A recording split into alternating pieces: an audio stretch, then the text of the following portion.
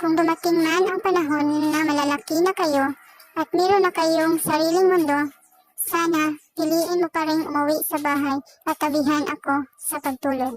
Kung dumating man yung panahon na makisuyo ako sa mga bagay na hindi ko na kayang gawin, sana sundin mo ako. Kung dumating man yung panahon na matagal na akong lakad, sana alalayan mo ako sa aking paglalakad.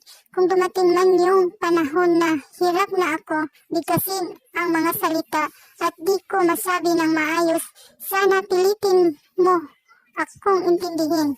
Kung dumating man ang panahon na makakalimutan ko na, sana ipaalala mo sa akin lahat ng maayos. Kung dumating man ang panahon na hindi na maintindihan ang ugali ko, anak, sana pakihabaan mo ang pasensya mo. Sana habaan mo ang pag-unawa mo.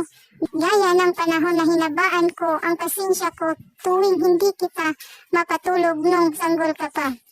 Tuwing karga lang kita dahil ayaw mo magpalapag. Nung panahon na layan kita sa paglalakad, hindi ako umalis sa tabi mo. Sa bawat hakbang mo upang maalalayan kita kung ikay matumba.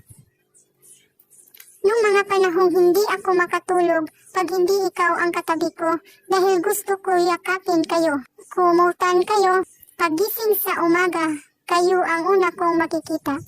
Nung mga panahon na bulol ka pa magsalita pero pinipilit kong intindihin at turuan ka ng tama.